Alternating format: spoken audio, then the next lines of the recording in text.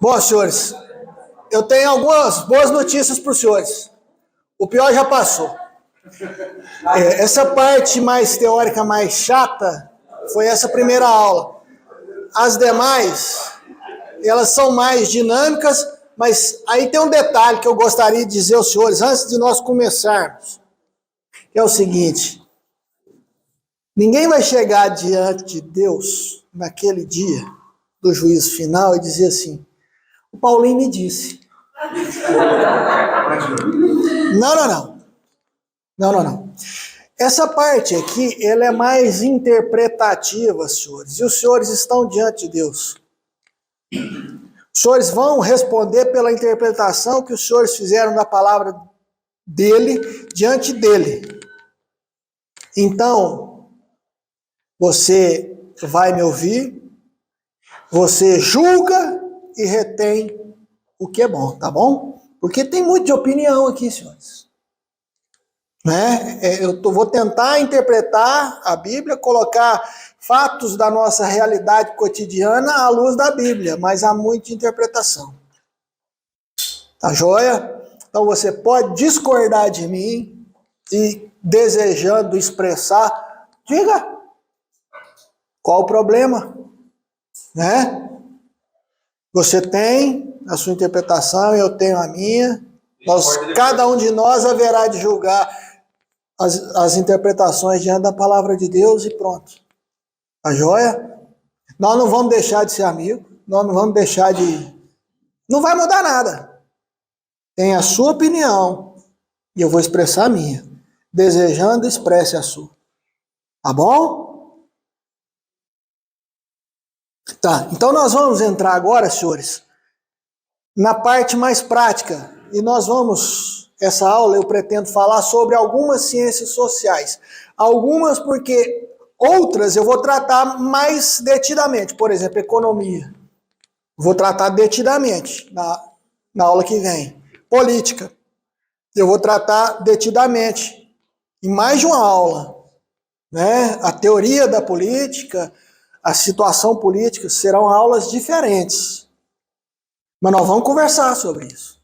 Nós precisamos conversar, e nós podemos conversar sobre tudo à luz da palavra de Deus. Nós somos calvinistas, e o calvinismo, ele entende que Deus está em tudo.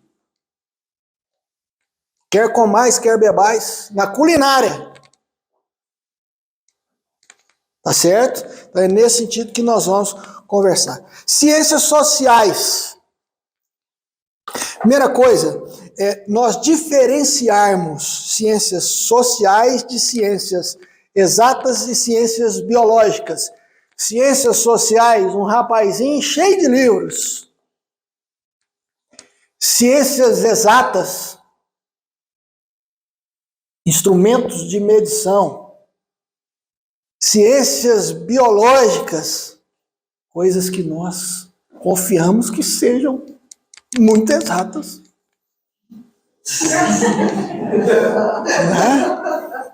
Nós desejaríamos que fosse o mais exata possível, apesar das dificuldades.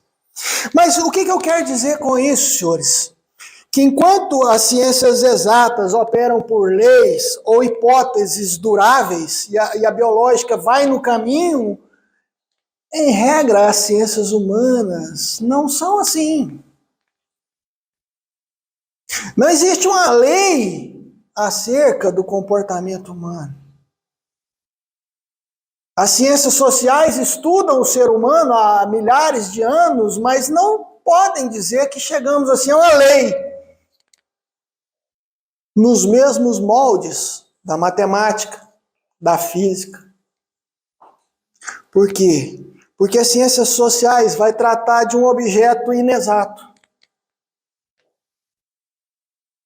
Um objeto não controlável, chamado homem, chamado ser humano. Tanto individualmente quanto em grupo. O objeto das ciências sociais, então, eles vão ter um caráter mais descritivo do que prescritivo. Ou seja, mais vai relatar o que é do que dizer o que deveria ser. Vocês entenderam isso aqui? 2 Samuel, vou explicar com um exemplo bíblico. 2 Samuel 11, 3 e 4, outra pessoa, Êxodo 20, 14. Davi mandou perguntar quem era. Disseram-lhe, é Batseba, filha de Eglã e mulher de Urias, o Eteu. Então enviou Davi mensageiros que a trouxeram. Ela veio, e ele se deitou com ela. Tendo-se ela purificado da sua imundícia, voltou para a sua casa. Êxodo 11, 2 Samuel 11, 3 e 4. Esse é um texto de que natureza? Descritivo ou prescritivo?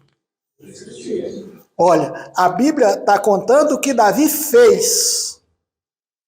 Não necessariamente a Bíblia está nos dizendo, olha, Davi, homem segundo o coração de Deus. O que Davi fez, você pode fazer. A Bíblia está narrando, descrevendo o que aconteceu. Para tirar do descritivo e levar para o prescritivo, ou seja, aquilo que deve ser feito, é preciso base. É preciso um fundamento. Ou seja, toda descrição nós a julgamos e dali tiramos. É o que é certo e o que é errado. Porque Davi não é o que eu devo fazer. Não nesse ato dele. Porque a prescrição bíblica está lá em Êxodo 20. O que diz lá? Êxodo 20, 14. Simples, né? Isso é uma prescrição, isso é uma ordem. Isso é uma regra de comportamento. As ciências sociais vão operar mais descrevendo do que dizendo o que deve ser feito. Eu coloquei aqui, ó. Ela vai mais dizer o que é, o que foi, e não o que deve ser ou o que deveria ser. Porque para dizer o que é, o que deve ser e o que deveria ser, eu preciso exercer uma coisa chamada juízo de valor. Eu preciso olhar e dizer, isso é bom, isso é ruim, isso é correto, isso não é correto. E para fazer juízo de valor, senhores, eu preciso de base. Eu preciso de um fundamento. Posso ser eu mesmo? Pode para você. Né? É o sonho pós-moderno aí, né? Olha, eu sou lei para mim mesmo. Tá, mas e o outro? Como operar em sociedade, em grupos? Para ter uma moralidade de grupo, tem que ter alguma coisa externa. Alguém acima de nós. Que imperativamente diz, isso é o certo, isso é errado. Isso pode, isso não pode. Quem melhor para dizer isso que aquele que criou todas as coisas, né? Então, a ciência social ela é mais descritiva e não prescritiva. Por isso, senhores, no debate das coisas que deveriam ser, essa aqui é a grande lição dessa aulinha de apologética. Nunca deixem eles tirar o cristianismo desse debate, senhores. Do que deveria ser. Né? Do que é o certo, do que é o errado, qual o caminho melhor. Nós temos que estar dentro desse debate, seja aqui, seja na universidade, seja onde for, senhores, seja no barzinho lá, com os colegas de trabalho, no restaurante, seja onde for, senhores. Não estou falando para ninguém ir pro barzinho, não, viu? Mas se o encontro final de ano for lá, no happy hour lá, você vai estar lá. Então, enquanto eles não estiverem bêbados, participa do debate. Com respeito, com moderação, sabendo a hora certa, mas participa do debate. Isso. Se preparando, você vem todo sábado aí, nós vamos tentar. Primeira ciência social aí, senhores, que nós vamos falar rapidamente, à luz da Bíblia, viu? Aqui não é para contar tudo, até porque eu tenho 10 minutos, é para falar assim, pontos principais e o que a Bíblia diz, né? E como uma visão cristã deve encarar. Então a primeira das ciências sociais aí, talvez seja a mais famosa delas, mas que eu não vou trabalhar específico demais, é a filosofia. Filosofia quer dizer amor à sabedoria, amor ao conhecimento. Filo, amizade, né?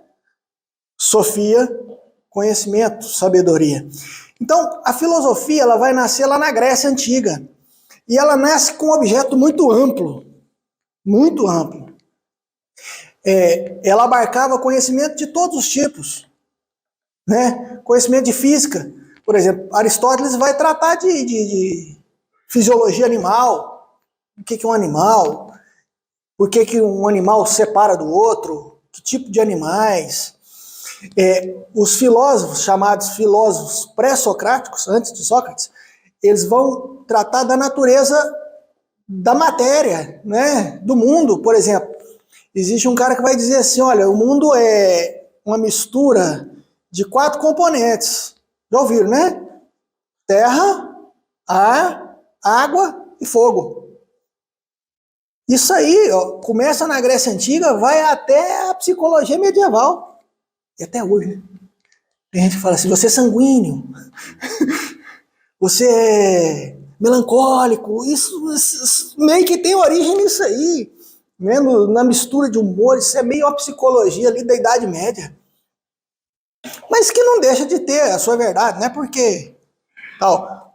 Mas ela tem esse objeto amplo. Ela operava tanto com a física, né? Essas questões da matéria, quanto o que ela vai chamar de metafísica. Além da física, por exemplo, alma, Deus, moral, psicologia, conhecimento. Então, o que vai além da física, se chama metafísica. E esse prefixo aí, meta, é exatamente isso. É o além de. Eu vou tratar daqui o negócio, do metaverso, tá bom? Mas, então, ela nasce com essas questões. Depois ela vai focar mais, né? O saber vai especializando, ela vai focar mais nessas grandes questões. De forma que sistemas filosóficos concorrem diretamente com o cristianismo. Sistemas filosóficos buscam dar respostas às grandes questões. Nós também. O cristianismo também busca dar respostas. A filosofia, ela vai, no seu início, e há quem diga que todo o resto é nota de rodapé para esses dois aqui.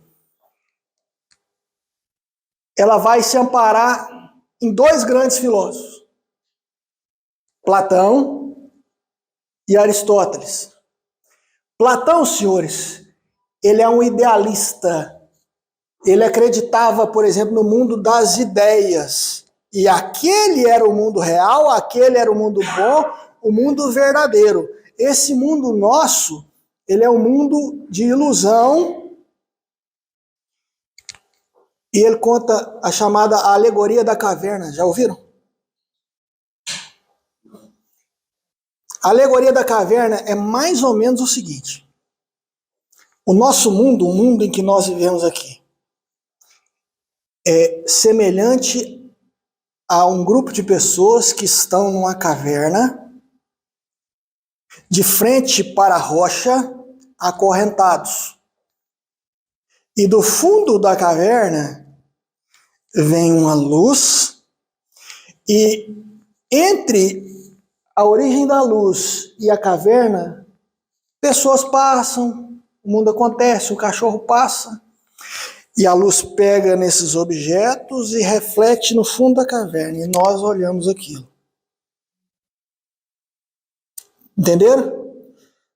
Então, o mundo como nós vivenciamos ele é esse mundo obscuro, estranho, a gente vê meio tudo nublado, com imagens, e não sabe definir direito, mas lá fora existe o mundo real, o mundo das ideias.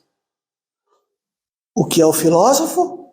É o cara que rompeu o grilhão, foi lá, viu o mundo real e volta então para ensinar. Esse é o filósofo. Esse deve governar a cidade. Por quê? Porque ele tem o conhecimento real. Então Platão vai buscar, por exemplo, o que é o bem em si mesmo. Lá no mundo das ideias, o que é o bem? O que é o homem? Os conceitos, entendeu? E esse seria o papel da filosofia, trazer para cá esses conceitos para que nós possamos enxergar a verdadeira realidade. Aristóteles é o seguinte, é diferente. Aristóteles, ele é o que nós chamamos aí de empírico, ou seja, ele é um observador da natureza. Ele não parte da ideia de que existe algo ideal e que aqui são meio que caricaturas daquilo lá. Não, ele fala o seguinte, não, nós estamos aqui, vamos olhar aqui e tirar as regras daqui, do mundo como nós o percebemos. Então ele vai partir da natureza. E ele fala assim, e o ser humano é capaz disso. Porque de todos os animais, o ser humano é o único racional. Tanto que o conceito de ser humano enquanto animal racional é de Aristóteles. Não é bíblico, não. Você não é animal, não, senhor. Não, senhor. Animal é animal, o senhor é o senhor. O senhor é homem. O senhor é ser humano. Muito mais digno do que os animais. Essa ideia de animal racional é de Aristóteles.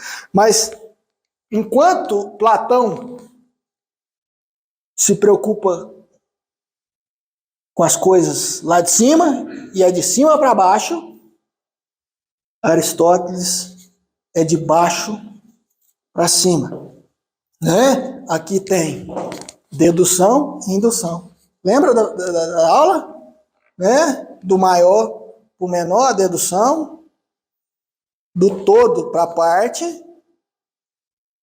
e a indução da parte para o todo. Então, toda a filosofia vai girar em torno disso aí. E a filosofia conviveu muito bem com o cristianismo. Né? Quando a filosofia vai encontrar, né, com o cristianismo ali no começo, né? Quando Jesus vem, toda a cultura, inclusive ali da Palestina, ela já estava enfronhada de helenismo, de cultura grega. Isso aconteceu 300 anos antes com um tal de Alexandre Magno, um rapazinho que saiu em 3 anos conquistou o mundo. O general que sai da terra em 3 anos conquista o mundo e leva a cultura.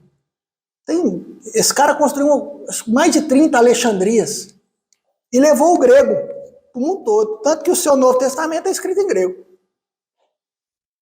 Então, no começo ali do cristianismo, há uma convivência harmônica, né, entre a filosofia, claro, o cristianismo sempre vai, julga, retém, e tem que falar gregos, usa terminologias, né, usa termos gregos. Mas conviveu razoavelmente bem, especialmente com Platão, pouco com Aristóteles. Isso vai acontecer com, por exemplo, com o maior filósofo cristão da Idade Média, chamado Agostinho de Hipona. Agostinho de Hipona é aquele cara que vai pegar o arcabouço, as técnicas filosóficas e expressar o cristianismo dentro dessas técnicas, para que as pessoas pudessem entender, no máximo possível, racionalmente, a palavra de Deus. Agostinho é fenomenal, é difícil de ler, difícil, mas maravilhoso. Ele tem um livro que chama Cidade de Deus. Rapaz, olha a missão desse cara. O livro da Cidade de Deus começa quando Roma tinha sido saqueada. Roma tinha acabado de converter o cristianismo há pouco tempo atrás, e depois de converter ao cristianismo, vêm os bárbaros e tomam Roma, e saqueiam a cidade, queimam a cidade, e estupram mulheres e tal. E ele tem que explicar para aquele povo, onde está o seu Deus? Uai, Roma foi um grande império aí, pagã, centenas de anos, converte ao cristianismo e acontece isso aí. Ele vai explicar. Não vou contar para vocês não, quiser ler. Mas a filosofia, então, tem uma boa convivência, né, até Agostinho. Mas vai adiantando a Idade Média, volta à cena filosófica o Aristóteles, que tem coisas boas e coisas ruins, tem coisas boas e coisas ruins. Mas volta o Aristóteles à cena da filosofia. E ele volta ali tanto pelos árabes quanto pelos ortodoxos, né? A parte oriental da igreja cristã, sabe o que eu estou falando? Por exemplo, lá na Rússia hoje é a católica ortodoxa, na Grécia, ortodoxa. Então esse pessoal que resistiu, que não caiu com Roma, essa igreja. Então eles trazem de volta para o Ocidente o Aristóteles. E aí a filosofia nossa, né, a cristã, ela começa a aumentar o valor da filosofia em relação à teologia. Em Agostinho, a teologia é suprema e as demais são acessórias. Quando chega um tal de Tomás de Aquino, a escolástica, mais ou menos ano 1000 e pouquinho, depois de Cristo, a filosofia natural começa a ganhar valor. O que eu quero dizer com filosofia natural? É Deus na natureza. Olhar a natureza e descobrir Deus. Já falamos disso, não já? Por exemplo, o máximo que a natureza pode nos contar sobre Deus é mais ou menos assim, o que uma obra diz sobre o autor da obra, né? E aquelas duas coisas que eu já expliquei mais de uma vez. O suficiente para você ser condenado. Mas a natureza não diz que é Jeová, Deus. A natureza não diz que é o Deus da Bíblia, o Deus. A natureza não diz questões morais absolutas. Então, nesse sentido, em Tomás de Aquino, ele começa a dizer assim, não, tanto a teologia quanto a filosofia são meio que equiparados. É possível, por exemplo, provar racionalmente a existência de Deus. Lembra do motor? Do argumento do motor? Tudo que se move é porque alguém moveu. No fim, alguém tem que mover, né? Se há movimento no mundo, lá no fim, alguém tem que mover. Isso é Aristóteles. Então, essa tentativa de mostrar racionalmente, de provar racionalmente a existência de Deus, tudo isso ganha valor, tal. Só que aí traz um problema também, né? Porque a razão é limitada. Com o decorrer dos anos, nós vimos que essas provas não são efetivamente provas definitivas. Isso ficou claro ao longo da história.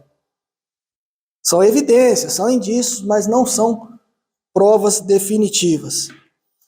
Mas ao trazer a filosofia para o mesmo parâmetro da teologia, ele abre espaço para um grande perigo. E esse perigo vai explodir ali mais ou menos em 1700, 1600. Chama modernidade.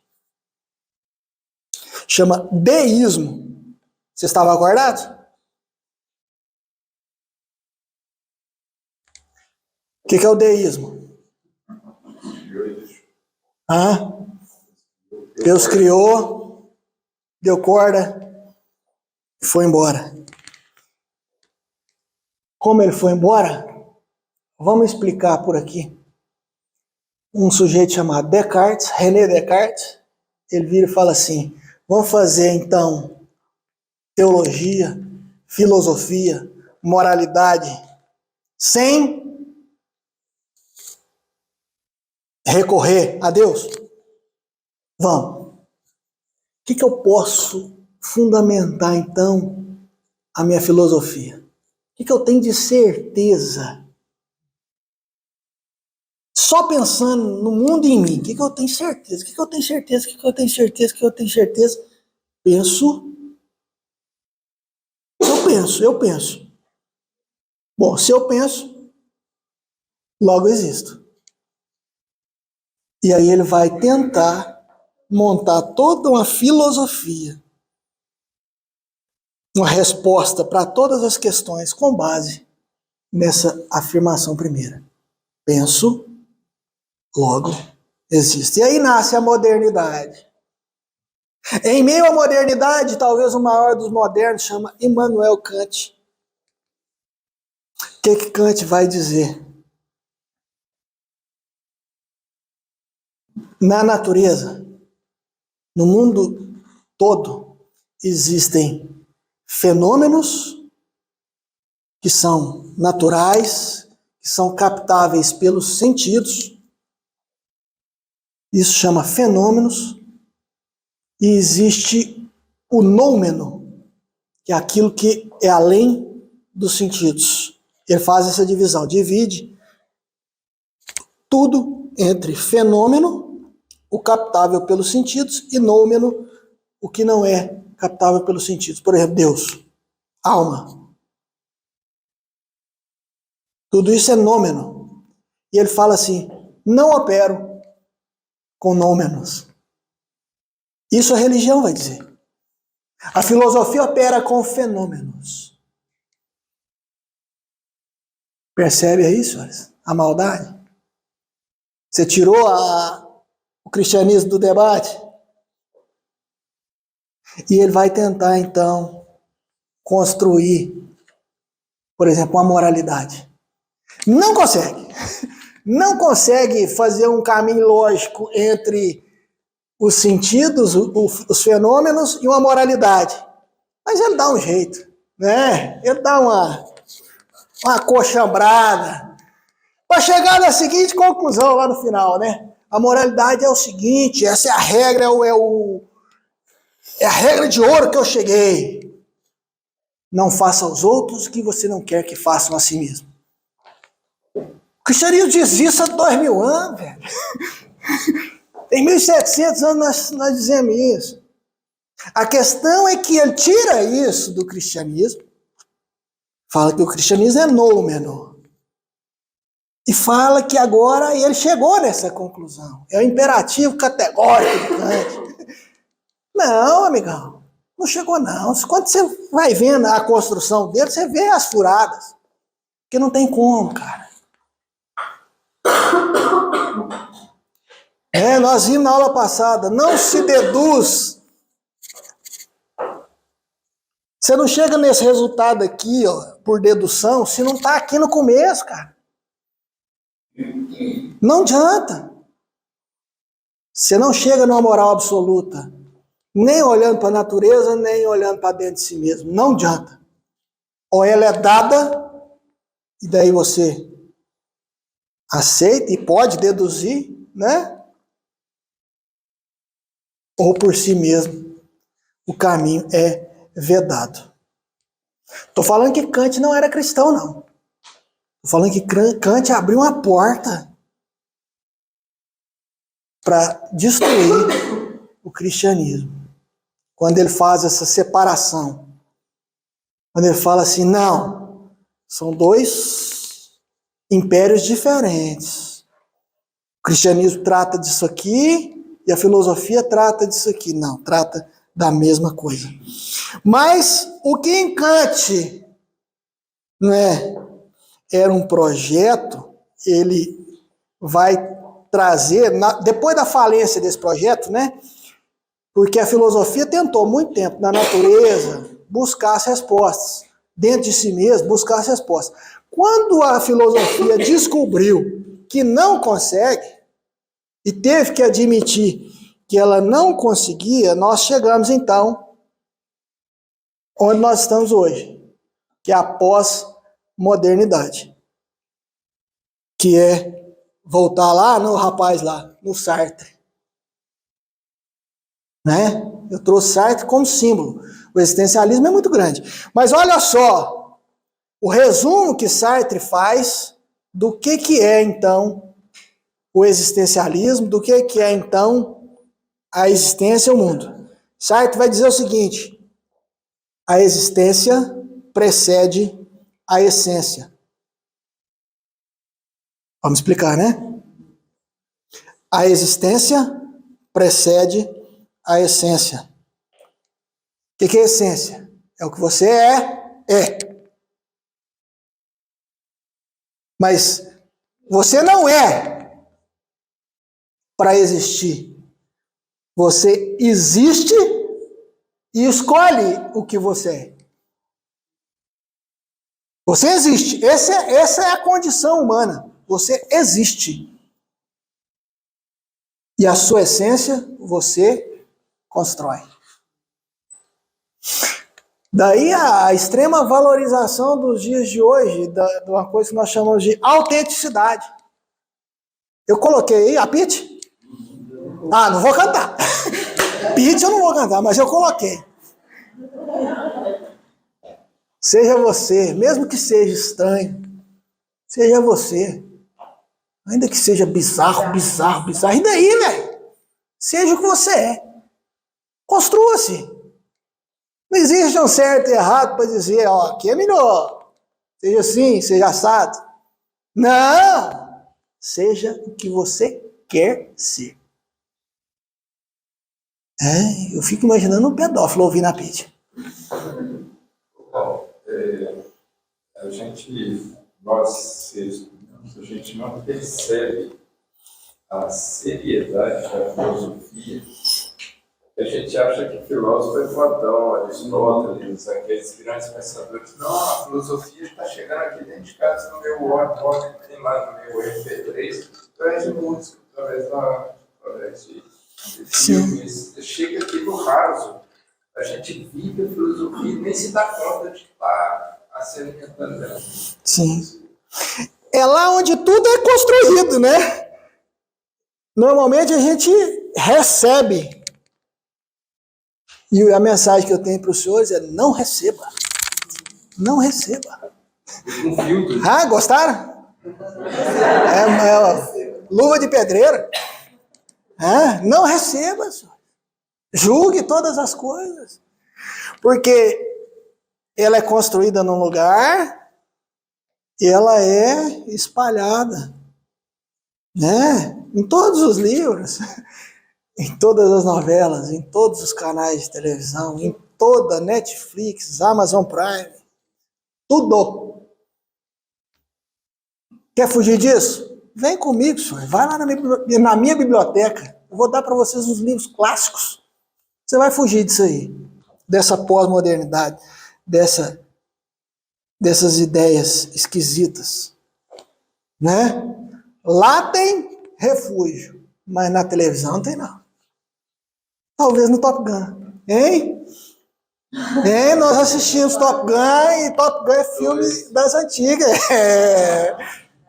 O bem vence o mal, tem beijo menino, menina. Raiz.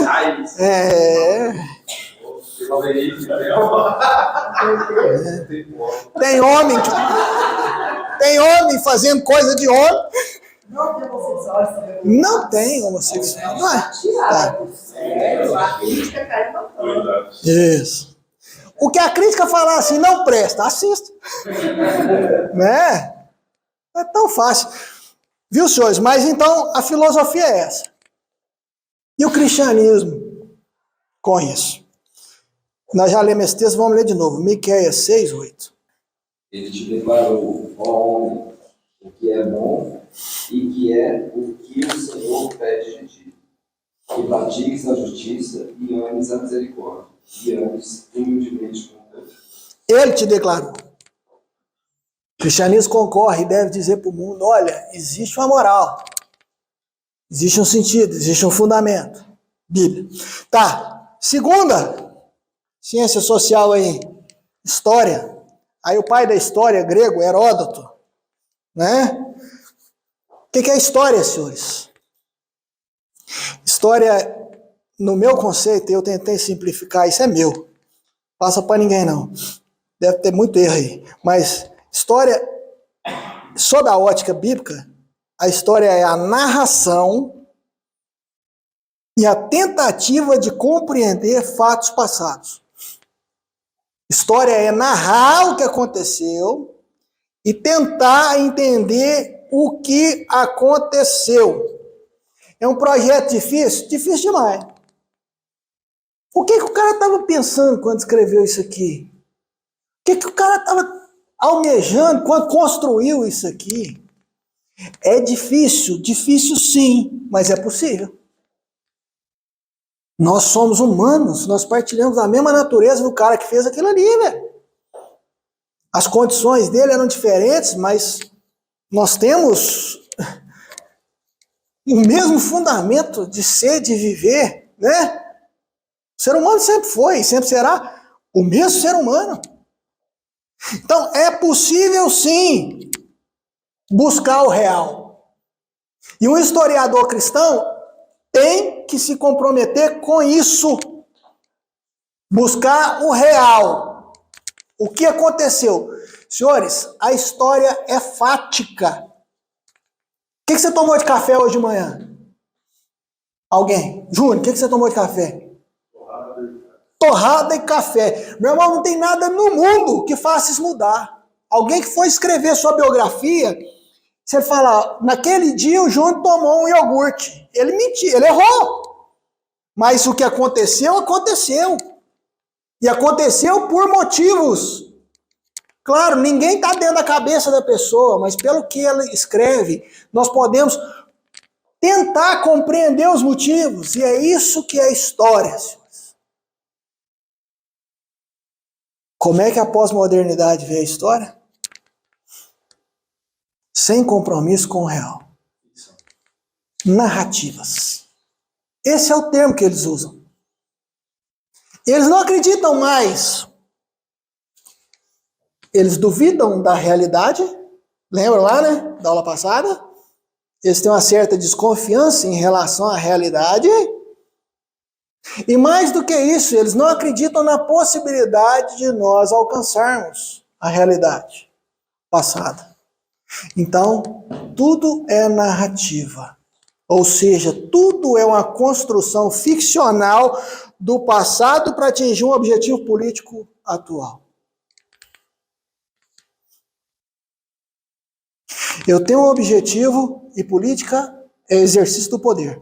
Eu tenho um objetivo de prevalecer a minha construção de mundo. Então eu vou reescrever o passado. Isso não está acontecendo? O tempo todo?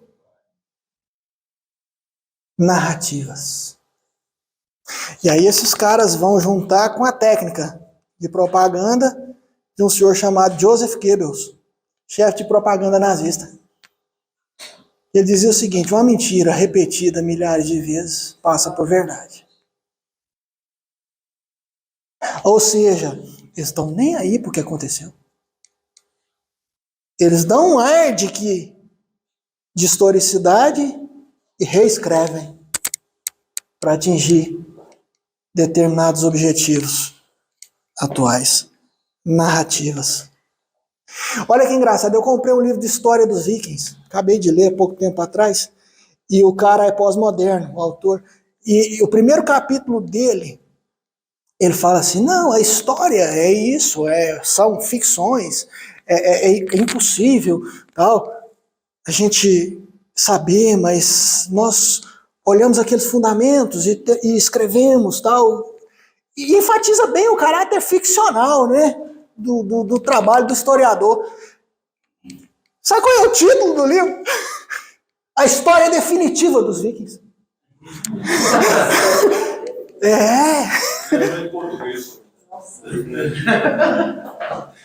Pode saber o que significa. É a história definitiva dos vikings. De gente que já perdeu o compromisso com a palavra definitiva. O cristianismo, senhores, ele é uma história que tem começo e tem fim. E foi revelado a nós o começo, o objetivo e o fim. Isso faz toda a diferença, senhores. A visão histórica nossa é uma história que começou, mas que vai terminar. Tem um propósito, tem um sentido, ela está indo para lá. Nós sabemos para onde estamos indo. É diferente, por exemplo, das visões de mundo do eterno retorno, em que está sempre ali girando em torno de si mesmo, e que tudo que aconteceu vai acontecer de novo. Então, para que progredir? Tanto que a ciência vai prosperar no Ocidente. De dezenas ou centenas de civilizações que habitaram esse planeta, o conhecimento científico vai prosperar no Ocidente cristão. Por quê? Porque o Ocidente cristão é alguém que vê objetivo, que vê final, que vê progresso. A ideia de evolução não faz o menor sentido lógico dentro da visão materialista de Darwin. Só faz sentido dentro de uma visão cristã, que evoluir é sair daqui para melhor. Mas com base em que você vai falar que uma coisa é melhor que a outra? Ele vai falar na complexidade, né? Tolice. Nós vimos em outras aulas já, questão da ideia de complexidade. Nada disso. Senhores, cristianismo é essa ideia de história com começo, meio e fim, com objetivo. Isso faz diferença. Muita diferença. Quais são, então, os objetivos aí para um cristão de estudar e conhecer história? Em primeiro lugar, o objetivo de estudar e conhecer história é julgar. Paulo, julgar, senhores. Julgar comportamentos e culturas com o fim de redimi-las. Vou explicar. Julgar comportamentos e culturas com o fim de redimi-las. Primeiro, julgar não quer dizer expressar juízo. Não é para você sair por aí falando suas opiniões sobre tudo, sobre todos, principalmente no Zap, né? Ou mania de dizer sobre que a gente nem leu a matéria e quer dar opinião sobre aquilo, nem sabe do que está falando. Não é isso. Mas é julgar tudo, senhores. Julgar em todas as coisas. Tudo que acontecer, tem uma opinião. Analise, forme a sua opinião e aprenda com aquilo. Eu costumo dizer o seguinte. Tiago 1,5, lê lá. Pode dizer isso aqui. Tiago 1,5. Se, porém, algum de vós necessita de sabedoria, peça a Deus, que a todos dá liberalmente e nada lhes impropera, a ser-lhe-á concedida. Sabedoria é uma coisa boa. Tá sem? Pede para Deus, ele dá mesmo, dá mesmo. Sabedoria ele dá mesmo. Mas deixa eu te dar um conceito que eu vi uma vez sobre sábio. Sábio, comum e tolo. Aí você se enquadra aí, meu irmão. O sábio é o cara que aprende com o erro dos outros. O cara comum é o que aprende com os próprios erros. O tolo é que nem com os próprios erros ele aprende. História é isso. Aprende com os acertos e erros dos outros. Vê o que os outros fizeram e como agiram e aprende com aquilo. Um segundo objetivo é você entender quem você é e como você chegou até aqui. Porque parte do que você é a sua cultura, senhores. Nós temos independência? Temos. Mas a nossa cultura nos forma. Por que nós agimos assim e não agimos de outra forma? E nem tudo das culturas são necessariamente certo e errado. Tem um espaço aí para opções, né? Para cores. Ué. Aqui você vê que esses filmezinhos coreanos, eles comem cada coisa, né? Ué, é errado? Vai dizer que é errado? Não. Gosta. Chinês come barata, come grilo, come gafanhoto. João Batista comia gafanhoto. Entendeu? Mas os objetivos: julgar todas as culturas, todos os valores, todos os comportamentos. Claro. E aí atuar para redimir, né? Para falar assim, julga pela palavra, compara com a Bíblia, que é o padrão absoluto, e tenta, na medida do possível, trazer toda a cultura de volta para a palavra de Deus. Tá certo? Antropologia. Antropologia é o estudo do homem e da humanidade em suas diversas dimensões. Mas, especialmente, a antropologia vai trabalhar com o ser humano não civilizado, o selvagem, né? Quando a antropologia começa aí a explodir, nos anos 1800, só sobrava selvagem, um pouquinho na América do Norte, muito aqui na América do Sul e muito lá em cima da Austrália, né? Então a antropologia vai lá nessas sociedades, descreve como eles vivem e tenta entender isso aí. Vai trabalhar também com arqueologia, ou seja, aqueles objetos que sobraram, tanto fósseis quanto construções e objetos menores que sobraram. Mas a grande pergunta, então, da antropologia, e ela vai buscar nesse homem natural lá, é: o que é o homem? Né? Ele meio que vai assim, vou lá nas origens. Vou lá nas origens para tentar responder essa pergunta. O que é o homem? Quando ele começou, estava diante da natureza, não tinha toda essa civilização. Esse aqui é um bom livro. É o Mundo até Ontem. Ele vai descrever como vivem os aborígenes lá da Austrália, Oceania, e vai tirar algumas lições, até interessante. Claro, não é ateu, viu? Né? Mas julga todas as coisas, retém o que presta. Mas, para a antropologia, o homem vai ser fruto do meio. Mas para a Bíblia, não. Para a Bíblia, isso vai fazer toda a diferença nas ciências sociais. Você é a imagem de Deus. Você é. Hitler foi. Stalin foi. Mao Tse Tung também foi. Todo mundo é imagem de Deus. Em alguma medida, reflete quem Deus é. Ou seja, Deus cria o homem e atribui a esse homem características que ele tem. Racionalidade. Deus é racional. O ser humano é racional. É capaz de compreender, falar, escrever, pensar. Deus é um Deus relacional. Ele é um e três, né? O Pai amou o Filho, que amou o Espírito Santo eternamente, em relação entre si. Sempre foi assim. Deus, a relação está lá, eternamente. E ele cria o homem um ser relacional.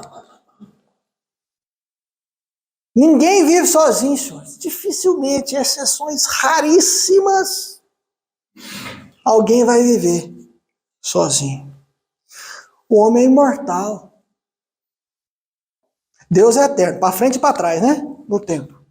Nós somos daqui para frente. Nasceu, não morre mais. Só a alma, senhores, não aniquila. Não aniquila. O homem é responsável. O homem tem o que nós chamamos de liberdade moral. Ou seja, o homem tem um senso de divindade. Ele tem um senso de absoluto dentro de si. A antropologia vai mostrar tudo isso, senhores. Quando ela vai nas sociedades antigas, ela traz de lá algumas constantes. Ela vai dizer mais ou menos o seguinte: olha, tem coisas que em toda sociedade tem. Casamento. Homem e mulher, uma união perene. Praticamente quase todas as sociedades que habitaram esse planeta têm. Raríssimas não tem. Né? Existem algumas que são poligâmicas, mas a regra também é a monogamia. Isso vai ser descrito, isso é constatado pela antropologia. Sociedades, o homem sempre constrói famílias e sempre constrói sociedades. Dificilmente alguém vai se dispor a viver só. Religião, praticamente todas as sociedades humanas que já habitaram esse planeta tiveram algum tipo de sentimento, de construção, de ideia religiosa. Senhores, por que isso? Por que essas constantes?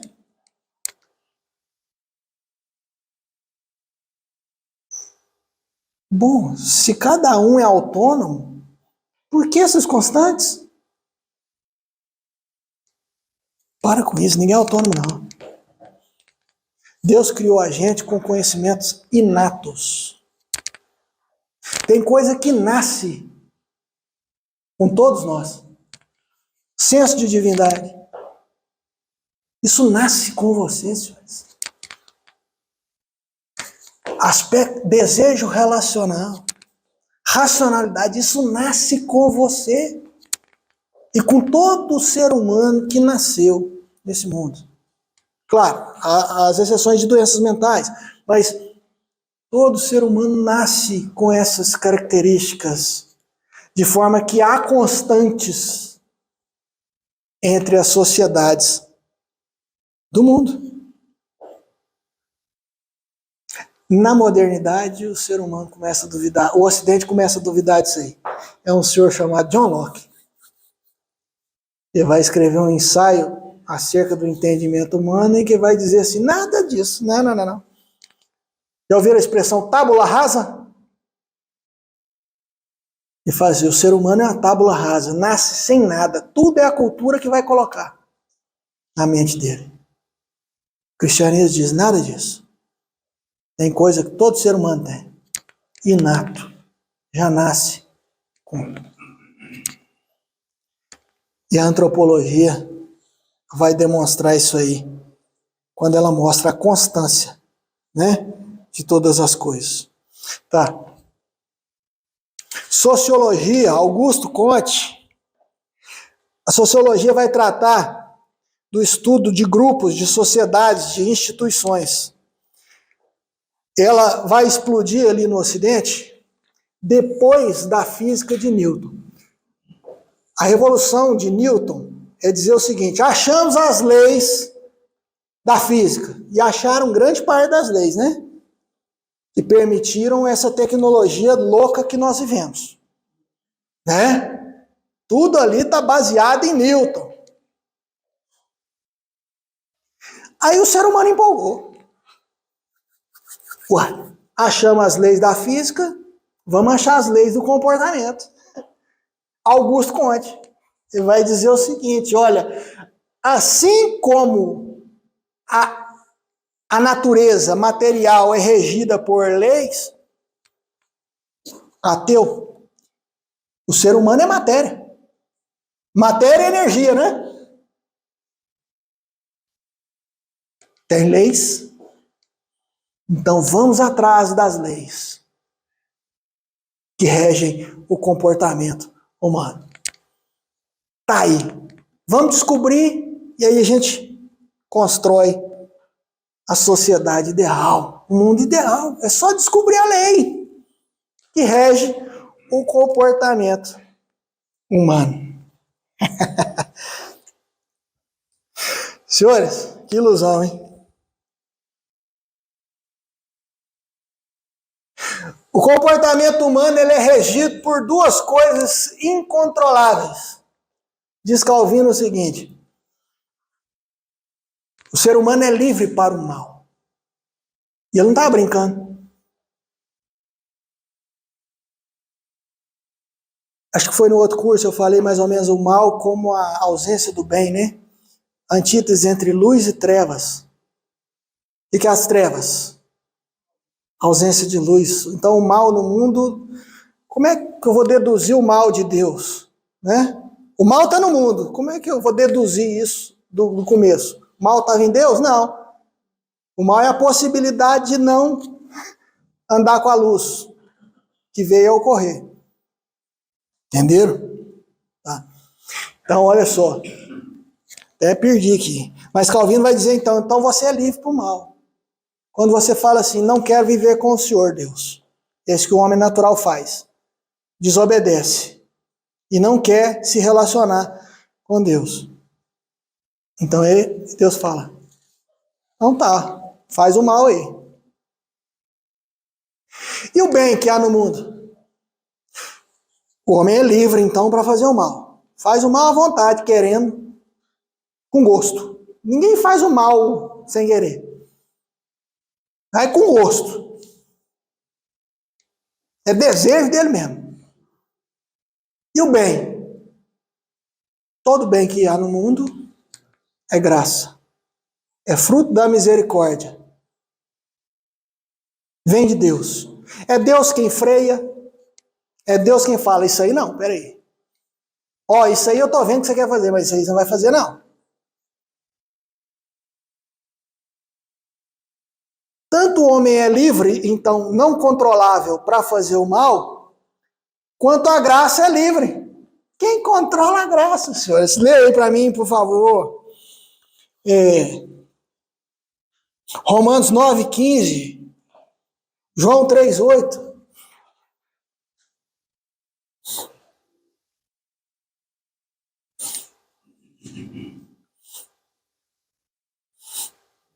Pois ele diz a Moisés, terei misericórdia de quem me aprouver, ter misericórdia e compadecer-me-ei de quem me aprouver. Tem compaixão. Ei, Deus está falando o seguinte, eu tenho misericórdia de quem eu quiser ter misericórdia. Ninguém controla a graça de Deus. Nem a graça salvadora, nem a graça comum. O outro texto vai dizer, o Espírito é como o vento, sopra onde quer, vai para onde quer, ninguém sabe de onde vem. É Ele quem faz. Ninguém controla, então, o comportamento humano. Ilusão. Em última instância, é o indivíduo que decide. Em última instância, é você o responsável. Psicologia. Psicologia. Sim, dei. Mas eu vou voltar lá na sociologia rapidinho. Eu também sou incontrolável. De forma que o comportamento humano não pode ser controlado. A ilusão da sociologia vai ser essa. Achar, né? Que pode controlar. E a maior prova de que não é controlável, nem uma lavagem cerebral, é o seguinte, que eles não fizeram ainda. Você acha que se eles conseguissem, eles não fariam? Eles manipulam, mascaram, influenciam, mas controlar, não. Ninguém vai chegar diante de Deus e falar assim, senhor, era muita pressão psicológica, lavagem cerebral de todos os lados. Não é culpa minha não, que conversa ali. Você é livre para fazer o mal. E faz. Querendo. Mas vou voltar à sociologia. Então a sociologia, ela se baseou no começo nessa ilusão de controle. Mas ela é descritiva, senhores. Ela não é prescritiva. Ela não conseguiu e nem vai conseguir. Apesar dela ter uma ferramenta muito forte chamada estatística, que funciona em grandes grupos. Não nas eleições nacionais, né? Mas funciona em grandes grupos. Só que ela funciona, que eu coloquei aqui com a condição, até coloquei aqui em condição de vocês estudarem nas aulas de química, né? Que quando vocês iam para o laboratório, aí vocês aprenderam essa expressão aqui, ceteris paribus. O que é isso? Mantido todo o resto. Mantidas as condições de temperatura e pressão, as coisas funcionam assim. Ou seja, mantido todo o resto, a estatística funciona. Mas quem disse que tudo é mantido? Nada é mantido, senhores. As coisas mudam. E pode mudar. E isso, a estatística é uma foto do momento. Amanhã tudo pode mudar. Tudo pode mudar. De repente aparece, sua pessoa muda. Senhores, essa ilusão sociológica deles aí, essa ânsia por controlar o ser humano, isso é fato. Os caras querem fazer de tudo que é jeito. E eles têm hoje instrumentos poderosíssimos para isso. Já ouviram falar em metadados? E tudo que você bota no Google, o Google fala, olha, Deco, tá tudo lá, velho. Vocês não perceberam isso, não? As propagandas só veem o que você quer. É mais avançado que o computador. Seu celular te escuta. Isso, Deus me livre. O Instagram vai estar. O Instagram já vai te dar, por exemplo, de qualquer livro que você citou, ele já vai citar aqui. Eles vão me receitar um remédio de nariz qualquer dia. Mas você tem que habilitar essa função também. Ele me escuta. Entendeu? Isso é metadados, cara. House of Cards, uma série aí, é interessante.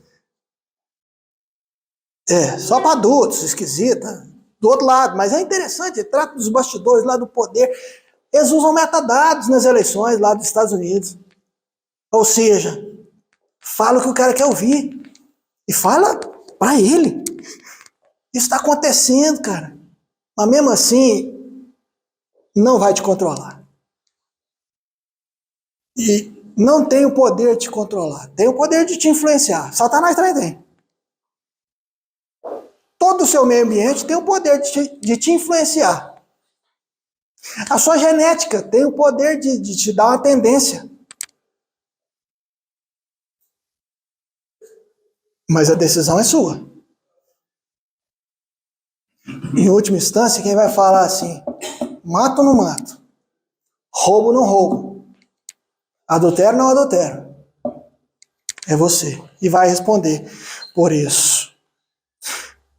A sociologia não consegue ser prescritiva, não consegue controlar. Mas esse sonho está aqui. Isso aqui é um escritor russo que morava nos Estados Unidos, chama Isaac Asimov. Ele escreveu uma trilogia, esse aqui é o primeiro livro da trilogia, chamada Fundação. Daqui que vem robô. As leis da robótica são desse cara aqui, Isaac Asimov. Eu coloquei aí, não coloquei? Compara o metadados com a robótica. O que é o robô? É uma máquina que foi programada para não causar ou permitir mal à humanidade. Regra 0. Regra 1. É uma máquina que foi programada para não ferir ou deixar ser ferido um humano. Se não ferir a primeira regra. Regra 2. É porque tem 0, 1, 2, 3. Não me pergunta por quê. Obedecer ordens humanas. Regra 4, proteger-se. Olha, uma máquina que vai proteger o ser humano dele mesmo. Que vai só fazer o bem para ele. Uma coisa imparcial que vai dizer para você o que é certo e errado.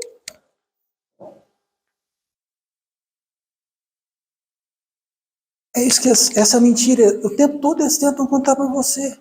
Nas universidades, nós estamos falando de ciência, nós somos imparciais. Quem sabe uma grande máquina com todos os dados do Google possa fazer isso. e te dizer. Mas para o seu bem. Pensando no seu bem. Está aqui, senhores. Esse projeto estava aqui já. Dessa grande máquina que vai dizer cientificamente o mundo todo. O certo é isso, o errado é aquilo. Metadados. A tecnologia é possível, mas o controle não é não. O controle não é não. Deixa eu fazer só uma diferença entre metadados, multiverso e metaverso. E quando der o horário, vocês me avisam. Metadados é isso que eu falei. Juntar todos os dados, fazer a análise daquilo e usar isso aí. Multiverso nada mais é do que aquela coisa do Marvel lá, universos paralelos. Tá bom? Universos paralelos. O próprio conceito de universos paralelos morre com ele, né? Não existe. Eu disse no outro curso. Olha, se os universos são paralelos e não se comunicam entre si, jamais eu posso dizer que eles existem. Eu não tenho como dizer existe outro universo paralelo, porque não há nenhuma interação entre um e outro, então Isso. Agora, se eles não são paralelos, se eles se comunicam, eles são um só. São partes de um só. Entendeu? Então a ideia de universo paralelo não existe, bobagem, coisa da Marvel para explicar, porque o Darwin precisa disso aí para se tornar estatisticamente menos impossível, precisa disso aí. Bilhões e bilhões de anos é pouco. É preciso que tenha bilhões e bilhões de anos em bilhões e bilhões de tentativas para se tornar estatisticamente relevante. O multiverso veio eles tentando provar a teoria das cordas. Sim. Aí lá para dar certo aquele cálculo que eles chegaram lá, tinha que ter vários padrões. Aí começou. Sim. Sim. Vocês sabem mais do que eu disso aí. Eu não sei nem o que é a teoria das cordas. Eu sei que eu sei pular corda. Tá, mas e o metaverso? Multiverso é muitos, vários universos. Metaverso é o além, né? É uma tentativa de controle das pessoas, mas diferente dessa que eu falei agora. É uma tentativa que estava no outro livrinho de Aldous Huxley. Livrinho bom, gente. Admirável Mundo Novo. Pequenininho. Bom, fácil de ler. Ele fala assim, no futuro, as pessoas serão controladas por 3 coisas. Sexo livre, entretenimento e drogas. Os 3 são a mesma coisa. Isso. E afinal de contas, está tudo aí, não está? Está tudo no projeto, não está? Sexo livre, drogas livres e entretenimento. E ele entra no entretenimento. Vou criar para você um universo paralelo. Esse é paralelo, né? Que você vai lá e tem um avatar e vive lá. Esse é o metaverso. Ou seja, é um joguinho de videogame que você vai lá e vive naquele mundinho lá. Só que quando você sai de lá e desliga, ele não desliga, ele continua, ele é um mundinho. Então ele quer criar para você um mundo, para você viver naquele mundo e não viver nesse. Entendeu? Não tem família, não tem igreja, não vai para a rua, não faz política. Não, o mundo é aquele lá. Vive no joguinho de videogame. Controle político. Sim, acabou o tempo? Acabou. Já tem uma tentativa desse metaverso chamado Second Life, você lembra? Sim. Não deu certo. olha só, não vai dar certo. Por quê? Vai levar muita gente, vai atrair muita gente, tal, mas não tem como ser um mundo ideal. Por dois motivos. Ou você convive com robôs, e aí pode fazer o mundo ideal para você, né? Ou você convive com as pessoas e vai ser nada mais, nada menos que um reflexo do mundo daqui. Ah, lá eu quero ser o Neymar, quero ser um jogador famoso, mas as pessoas não me reconhecem como famoso lá, se for pessoa real. E não quer me reconhecer, porque elas querem ser famosas. E não pode todo mundo ser famoso, como é que faz?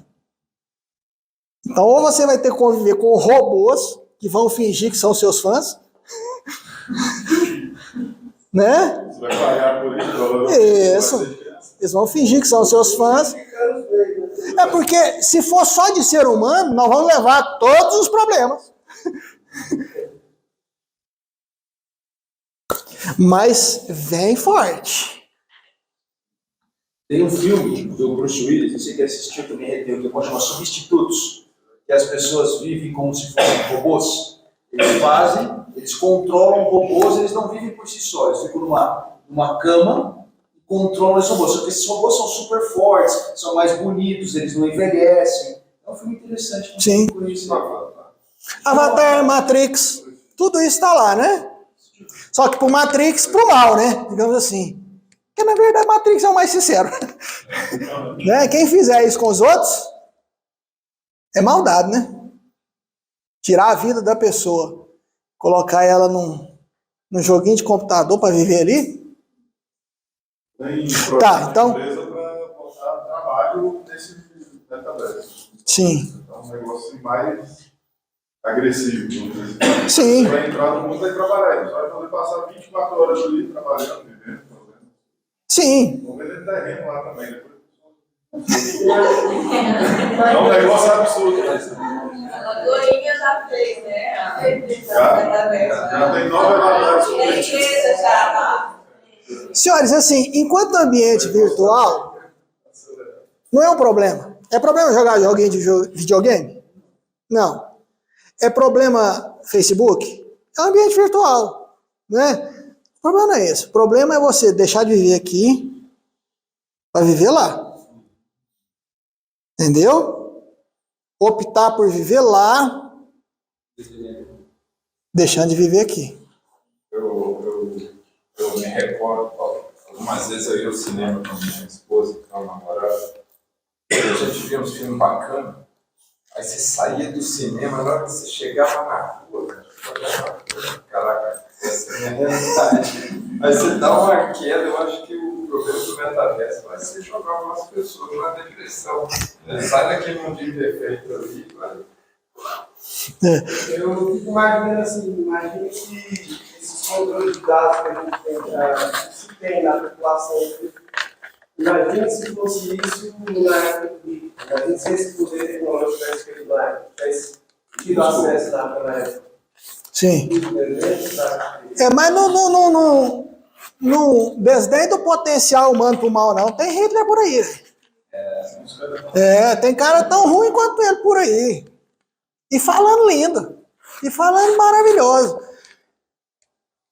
De forma que, assim, só para encerrar. Eu não encerrei, termina a aula que vem.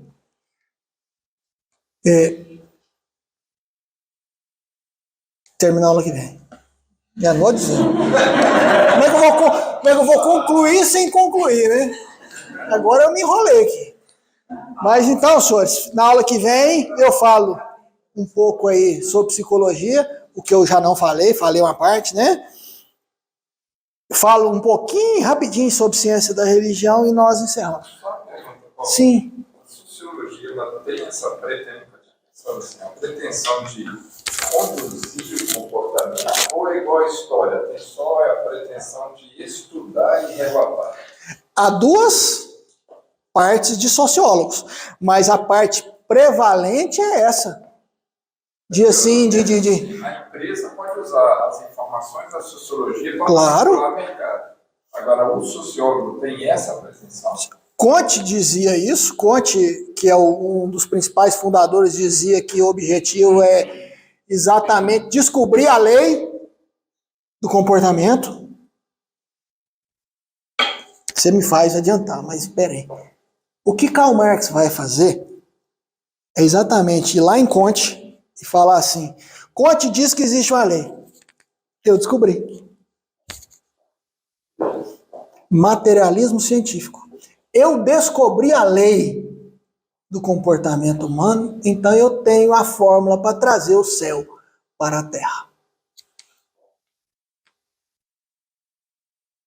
Mas eles não vão tratar nas outras aulas, tá bom? Tá bom? É possível uma lei do comportamento humano. Tem uma lei, é matéria e energia. Eu descobri. Eureka. Meus irmãos, quem não orou? Quem sentar aqui na frente e levantar a plaquinha, eu quero orar. Quem já orou? Ninguém orou? Não, foi na escola dominical. Aqui. Vai todo mundo orar. Recentemente, eu Então vai orar. Rodrigo. Mais alto. Pai, obrigado, Pai, por mais um dia de aprendizado. Deus, conduzir o nosso irmão. Continue a nos conduzir, ó Deus, no entendimento, Pai, dessas terminologias. Também, ó Pai, Deus, do conhecimento gerado ao longo desse tempo. Que venhamos, ó Deus, trazer a luz das Escrituras, Pai, as ferramentas necessárias para levar a tua glória a esse mundo. Em nome de Jesus. Amém. Amém.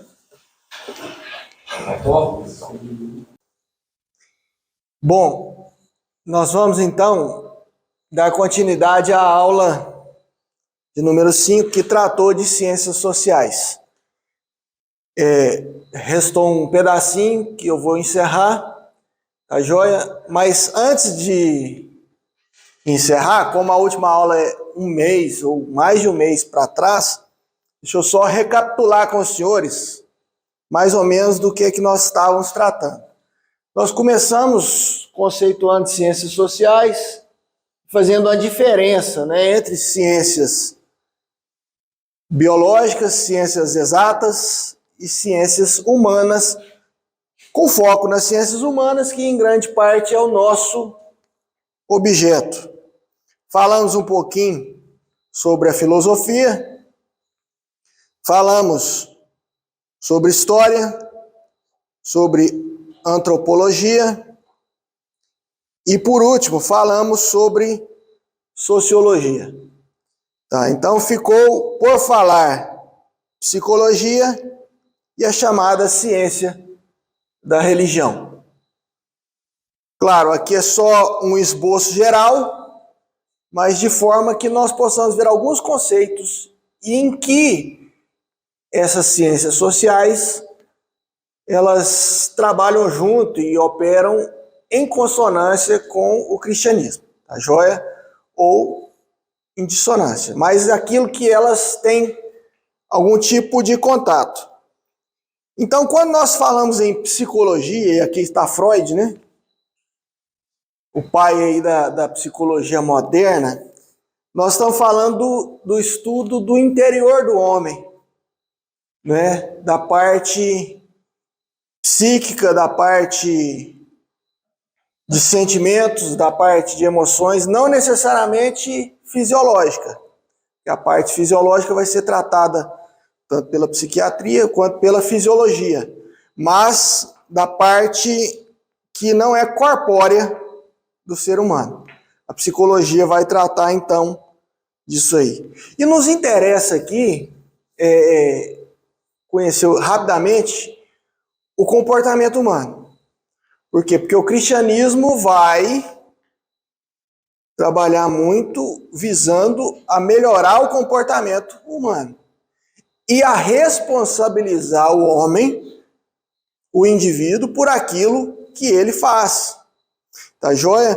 Então, por exemplo, abre para mim lá João 3,8, outra pessoa abre em Romanos 9,15. João 3,8 e Romanos 9,15. Quem achou dessa multidão que está presente? João 3,8. O vento sopra onde quer, ouves a sua voz, mas não sabes de onde vem e para onde vai. Assim é todo o que é nascido do Espírito. Sim, aí ele está falando da atuação do Espírito Santo na vida das pessoas. Está dizendo assim que nenhum homem pode controlar isso aí. Não é alguma coisa controlada pelo indivíduo. O Espírito Santo é como o vento. Ele vem de onde você não acha que ele vem, ele vai para onde ele quer ir. Nós não controlamos. E Romanos 9,15. Pois ele diz a Moisés: terei misericórdia de quem me aproveta misericórdia, compadecer-me-ei de quem me aproveta compaixão. E aí está tratando da vontade de Deus, da misericórdia de Deus resolver agir com misericórdia. Semelhantemente à atuação do Espírito Santo, o versículo diz o seguinte: ninguém controla a misericórdia de Deus. Só Deus controla quando ele vai ser misericordioso, para quem e como ele será.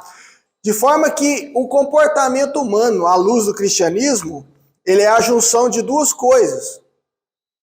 A junção da liberdade humana para o mal, nós tratamos disso já, mais a atuação divina.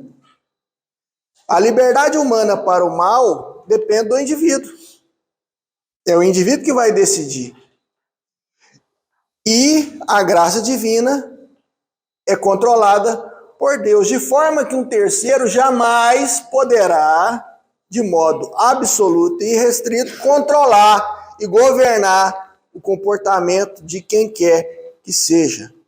Tá joia? Muito se tentou fazer isso na história, né? Muito se tentou controlar, governar, fazer com que as pessoas se comportassem de um modo previamente controlado. Já ouviram falar em lavagem cerebral. Mas mesmo os procedimentos de lavagem cerebral, eles não são eficientes. Funcionam no sentido de influenciar, de complicar o comportamento, mas não de tornar absoluto o controle. Tá joia? A decisão para o cristianismo, ela é uma decisão sempre pessoal. O cristianismo sempre vai dizer o seguinte: é você quem vai responder pelos seus atos. Não é a sociedade, não é a sua família, não é nada. É você quem responde pelos seus atos. E eu coloquei Freud aqui porque Freud, ele dá meio que início a uma virada na psicologia para, de certa forma, produzir para as pessoas evasivas admiráveis, que é o livro que a Eliette pegou. Ou seja, a psicologia moderna vai se preocupar em retirar a responsabilidade do ser humano, em grande medida. Vou dar 3 exemplos. O primeiro deles, a psicanálise. Freud é gênio. Mas Freud é um gênio que exagera as coisas. Que ele vê determinadas verdades e transforma aquelas verdades num exagero tão grande que aquilo se torna um absurdo. Então, por exemplo, Freud vai dizer que você tem motivações de vida, ele vai chamar de pulsões, e motivações também destrutivas para a morte. Então, são as pulsões de vida e pulsões de morte. E que o seu interior, ele é composto por id, ego e superego. Id é a parte inconsciente. É aquilo que você recalca, né? Que você joga para dentro e esconde, entendeu? É aquilo que está lá no fundo de você, as pulsões que estão lá. Ego é aquilo que você mostra ser. E superego são as legislações, as normas que você busca para te ajudar a controlar. Mas para Freud, a parte mais importante de você não é o ego, é o id. Ou seja, o id é dominante. E aí o exagero. Nós temos um subconsciente? Temos. O ato falho vai nos mostrar que às vezes nós dizemos alguma coisa que nós não gostaríamos de dizer conscientemente, mas saiu. Né? Tá lá dentro e de repente sai. Há um subconsciente. O salmista diz, olha, absolve-me das faltas que me são ocultas. Há um inconsciente, sim, mas o inconsciente jamais é e pode ser a parte mais importante de nós, porque senão não haveria sociedade. Se essas pulsões primárias fossem aquilo que nos move, aquilo que nos determina e o mais forte em nós, não haveria sociedade. Porque a pulsão de vida para Freud, outro exagero, se resume ao sexo. Ou seja, viver para ele é cumprir os desejos sexuais. Mas para viver em sociedade você tem que reprimir isso aí. E para Freud, você vai reprimindo, vai reprimindo, vai reprimindo e adoece. O cristianismo diz o seguinte, nada disso. Você vai reprimindo, o teu desejo será contra ti, a ti cumpre dominá-lo. Palavra de Deus a Caim. Né? Porque os nossos desejos muitas vezes são contra a vontade de Deus, então nós temos que reprimir sim, mas quando pecarmos, há o perdão. E aí o nosso interior se equilibra. De forma que o que Freud vai dizer é o seguinte, olha, não é culpa sua. Está dentro de você, é mais forte que você. Para tirar a responsabilidade, para dizer assim, ó, peca. E quando pecar, saiba que a culpa não é sua. A culpa é do seu id, que é mais forte que o ego e que o superego que tenta ajudar o ego. Tá joia? Tá. Mas há uma outra vertente, depois de Freud surge uma outra vertente, série de outras escolas, né? Uma das escolas é o que nós chamamos de behaviorismo, que vai ter como um dos seus precursores esse senhor aqui chamado Pavlov, que fez alguns experimentos com cachorros. E ele é bem fisiológico. Ele trabalha muito naquela ideia de estímulo e resposta. Ou seja, você dá a resposta que eu quero, eu te recompenso. Você não dá a resposta que eu quero, eu te puno. Vocês devem ter estudado os ratinhos, né? Você coloca o ratinho na gaiola, se ele faz uma coisa, você ou estimula ou desestimula e vê o resultado. Só que aquilo que funcionava até razoavelmente bem em cachorros, não funciona muito bem em seres humanos.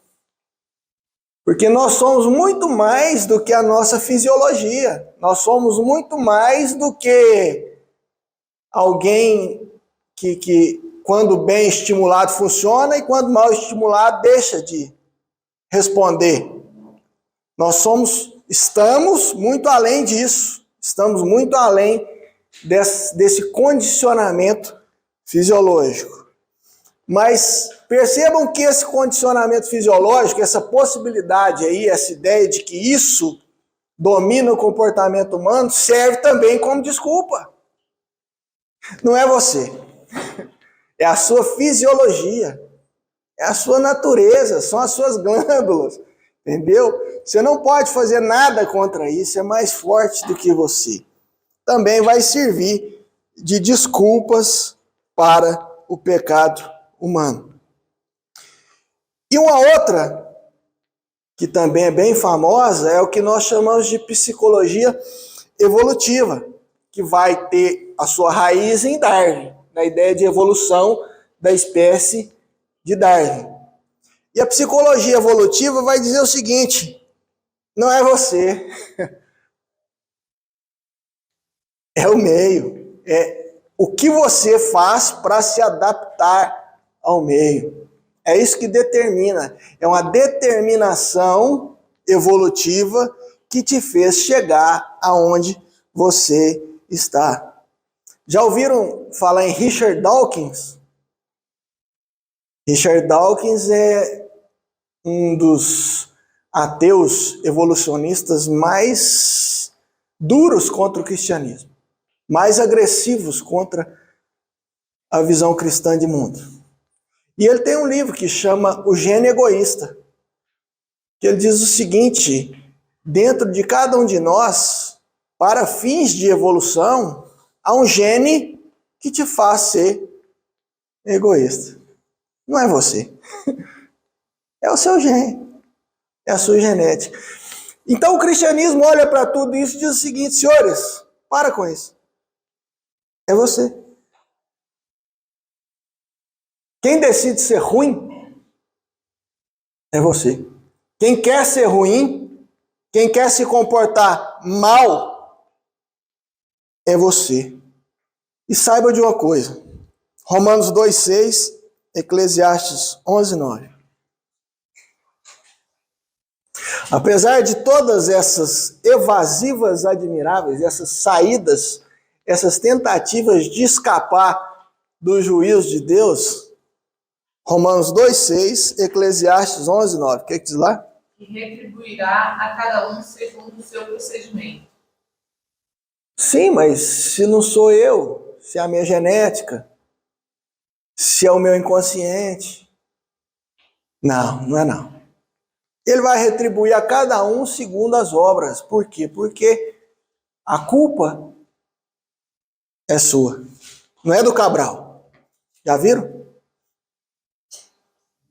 Não presta não? Não gosta não? Ou sou eu? Quem é ruim? Eles ou eu? Daí, Eclesiastes 11,9. Jovens. Alegra-te, jovem, na tua juventude, e refresca o teu coração no dia da tua mocidade. Anda pelos caminhos que satisfazem o teu coração e agradam os teus olhos. Sabe, porém, de todas essas coisas, Deus te pedirá. De todas essas coisas, Deus te pedirá contas. Por fim, senhores, há uma nova ciência humana aí que chama ciência da religião. E aqui está um dos principais aí historiadores, né? O que normalmente a ciência da religião vai fazer? Ela vai estudar o fenômeno religioso em todas as suas aparições. A joia vai estudar o cristianismo, o islamismo, a religião lá dos indígenas, muito especialmente, ele tem um foco também antropológico, né? Vai pegar as religiões primitivas, as tribos. Então estuda o fenômeno religioso e as religiões em si. E, em geral, eles vão tender a comparar uma com a outra, a fazer tabelas que comparem. O cristianismo pensa isso sobre Deus, o islamismo pensa isso sobre Deus, o budismo e tal, às vezes nem tem Deus. E vai tender a comparar. E aí, só uma coisa que eu gostaria de abrir os olhos dos senhores em respeito a essa ciência, é que ela meio que vai servir de instrumento para a construção de uma nova religião. Uma nova religião muito perigosa, nós vamos estudar ela.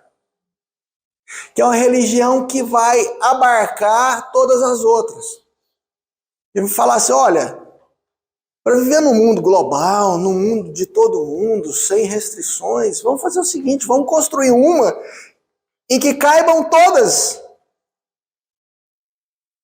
Em nome da tolerância, da convivência pacífica, vamos construir uma que todas estejam debaixo dela. Já ouviram falar em nova era? Essa é a perigosa. Essa é a que está chegando aí. E é exatamente dentro dessa ideia de que todas as religiões são partes de uma religião maior, que é ela. E quase todas vão entrar. E o cristianismo jamais poderá entrar. Porque Jesus disse o seguinte: eu sou o caminho, eu sou a verdade, eu sou a vida. Ninguém vem ao Pai senão por mim. Não há diversos caminhos, não há diversas formas. Não há essa ideia de que todas as religiões são partes de uma coisa só. Não, não. Isso é uma forma de tentar globalizar a religião para fins políticos. Simplesmente isso. E para descartar o cristianismo. Porque, na verdade, todas as religiões são exclusivistas, claro. A religião do índio tal manda matar crianças. O cristianismo abomina o sacrifício de crianças. Qual está certo? Como que nós vamos colocar essas duas dentro de uma coisa só? E aí? O que eu digo para os fiéis? Mata ou não mata? É impossível, senhores. No entanto, esse projeto está sendo construído, né, dessa grande super religião que abarca todas as outras.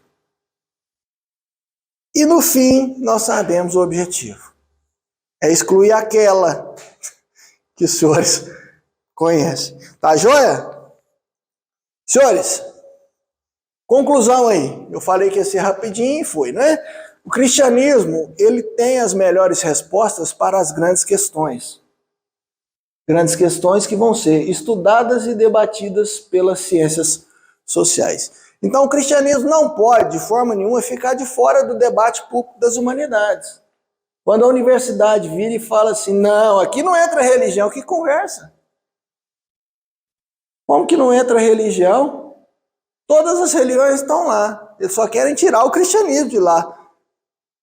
Mas todas as visões de mundo estão lá. E o cristianismo concorre com as demais, inclusive com a ateísta. Tá joia? Então nós somos chamados a julgar no sentido assim de entender e falar isso não é bom por isso é bom por isso presta, isso não presta. Não para sair por aí exprimindo juízo, não é isso não. Né? Sendo aí o grande ministro do Supremo que sai por aí falando, olha, é assim, não é isso não. É no sentido de cada um julgar para si, nós somos chamados a julgar e a trabalhar, a redimir nossa cultura, trazer a nossa cultura de volta para a vontade de Deus, à luz da palavra dele mesmo. Então, que ele nos ajude. Senhores, sobre essas ciências sociais, principalmente as de hoje, ficou alguma coisa? Cíntia, fala só alto para... Questão da psicologia. Né? Sim. Os pastores que são totalmente contrários ao que consultar um psicólogo e falar que ele, como pastor e a Bíblia, consegue resolver essas questões da mente melhor do que um psicólogo, e se somente estiver doente, você vê um psiquiatra. Sim. Então, como você vê com relação a isso, e se você acha de boa ele um psicólogo da psicologia, seria, sei lá, gestalt, seria o que assim, a área mais boa para um estão procurando um psicólogo. Bom, eu não sou contra a que se procure um psicólogo. Eu sou contra que se procure um psicólogo não cristão. Porque um psicólogo cristão responsável sabe disso aqui. E grande parte da psicologia moderna é anticristã. Então, a psicologia tem sim o seu valor, principalmente a escola que você colocou, a Gestalt, né, que vai colocar mais ou menos o seguinte: importa mais a forma como você vê a coisa do que a coisa em si. Ou seja, alguém que foi estuprado, ele pode sair do estupro bem ou mal, a depender de como ele encare aquele fenômeno. Entendeu? A Gestalt, ela tem coisas que podem ser, principalmente instrumentos e métodos que podem ser cristãos, usados por cristãos. Mas um psicólogo não cristão é muito perigoso, porque ele vai te dar respostas de uma visão de mundo que não é a sua, não é cristã. Pelo contrário, muitas vezes é o exato inverso. Tá joia? Então, nesse sentido, não sou contra que um cristão vá. Sou contra que um cristão vá a um psicólogo que não seja, que não tenha visão de mundo cristã. Mas você acha que um pastor também ele é suficiente para resolver? Bom, Você tanto o tem um psicólogo... por aí, você acha que não poderia ser suficiente a relação do pastor? A diferença, talvez, de um pastor e de um psicólogo é que um psicólogo já tratou com 200 estuprados e o pastor, talvez, vai tratar de um só, né? Então, talvez o psicólogo cristão tenha melhor compreensão do fenômeno do que um pastor. Mas os dois trabalham com a palavra, os dois trabalham com redenção, os dois trabalham com revisão do interior. Em grande parte se confundem, mas talvez o psicólogo, para algumas questões, ele tenha uma especialidade maior. Tá joia? Só isso, senhores? Mais alguma questão? Não? Essa é a minha opinião, viu, senhores? Tá, então vamos encerrar essa aula.